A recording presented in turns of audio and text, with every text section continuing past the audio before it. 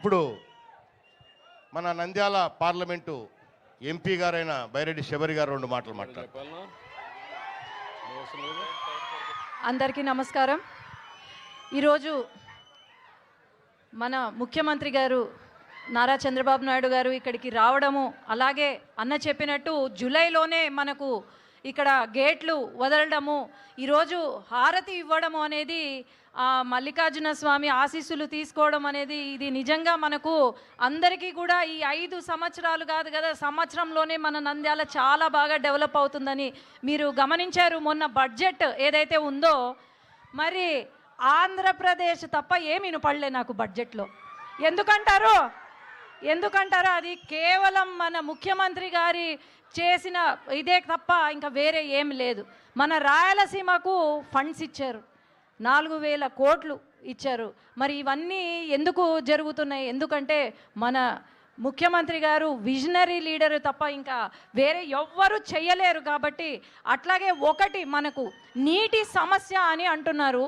మనకు ఏంటంటే సమస్య ఇక్కడ మన రాయలసీమ ప్రాంతము పైన ఉంది, ఇక్కడేమో ఇది శ్రీశైలం ప్రాజెక్టు కింద ఉంది. ఇది ఒక లెవెల్ రీచ్ అయితే తప్ప మనకు నీళ్లు రావు. కాబట్టి ఇక్కడ బ్యారేజ్ ఒకటి సార్, ఒక బ్యారేజ్ ఉంటే తప్ప మనకు ఈ నీటి ప్రాబ్లము సాల్వ్ అవ్వదు సార్. అక్కడ ఏంటంటే నేషనల్ హైవే కడుతున్నారు, ఒక ఐకానిక్ బ్రిడ్జ్ కడుతున్నారు. ఆ ఐకానిక్ బ్రిడ్జ్ బదులు మనకు బ్యారేజ్ వచ్చిందంటే దాదాపు 60 TMC నీళ్లు. ల్యాండ్ అక్విజిషన్ ప్రాబ్లం కూడా ఏమీ లేదు సార్, ఆల్రెడీ అయిపోయింది ల్యాండ్ అక్విజిషన్. కాబట్టి సిద్ధేశ్వరం దగ్గర అక్కడ గనుక బ్యారేజ్ పడితే అసలు ఈ నీటి సమస్య అనేది ఉండదు సార్ ఎప్పటికీ కూడా. అవును సార్, నేషనల్ హైవే బదులు సెంట్రల్ గవర్నమెంట్ కూడా it has shown interest for bridge come barrage wear ever there is iconic bridge. అది ఒక్కటే మనకు నీటి సమస్య తీరుతుంది. కాబట్టి సెంట్రల్ సార్ ఆదేశాల మేరకు మనం ముందుకు వెళ్దాం. థ్యాంక్ యూ, ధన్యవాదాలు. మాట్లాడతారు ఇప్పుడు అందరూ ఎదురు చూస్తున్న మన ముఖ్యమంత్రి గారు నారా చంద్రబాబు నాయుడు గారు మాట్లాడతారు. అందరూ కూడా నిశ్శబ్దంగా వినండి. అందరికీ నమస్కారాలు. వేదిక పైన పెద్దలు, తమ్ముళ్ళు వారుగా రండి, పోలీసులు కూడా వారుగా వచ్చేసేయండి, కనపడండి అందరికీ. మీరంతా ఒక పక్క వచ్చేయండి. You come. ఓకే, అక్కడే ఉండండి, మీరు అంతవరకు ఉండండి. ఇట్రా మీరు ఇటు ఈ పక్కన అక్కడే వాళ్ళకి కనపడేట్టుగా ఉండండి. ఈ పక్క వచ్చేయండి అన్న. ఓకే వదిలేసి ఇంకొదిలేయి. మీరు ఎన్నికి రండి.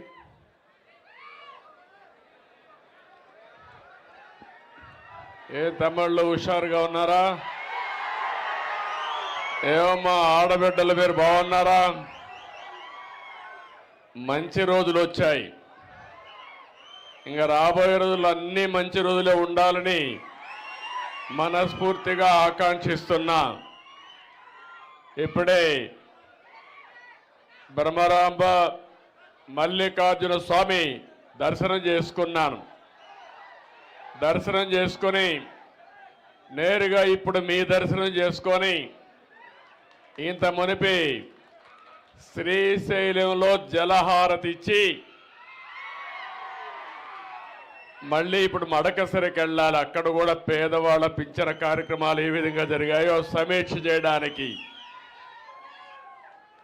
మీ ఉత్సాహం చూశాను. ఈరోజు మీ ఉత్సాహం ఎంత ఉత్సాహంగా ఉందంటే, శ్రీశైలం కృష్ణమ్మ ఏ విధంగా పరవళ్ళు పారుతా ఉందో దానికంటే ఉత్సాహంగా మీరు అందరూ ఉన్నారు. జూలై నెల ఇప్పుడే రాజశేఖర రెడ్డి చెప్పాడు, 20 సంవత్సరాల కంటే ముందు జూలై నెల శ్రీశైలం నిండింది. మీరు మొన్న ఆశీర్వదించారు, మల్లన్న ఆశీర్వదించాడు, కృష్ణమ్మ గలగల పారుతా ఉంది. ఇంకా రాయలసీమలో కరువు అనే మాట లేకుండా చేయడం మనందరి సంకల్పం కావాలి. దేనికైనా ఒక దూరదృష్టి ఉండాలి. రాయలసీమలో ఉండి అందరూ ఆలోచించాల్సిన అవసరం ఉంది. ఇది ఎన్టీ రామారావు గారి కళ. మొట్టమొదటిసారిగా కృష్ణా జలాల్ని మిగులు జలాలు మనం వాడుకోవచ్చని చెప్పింది, తెలుగు జాతి అవసరాలకు వాడుకోవచ్చని చెప్పిన ఏకైక నాయకుడు నందమూరి తారక రామారావు గారు. ఆ రోజు ఆయన ఒకటే ఆలోచించాడు, అనేక ప్రాజెక్టులు.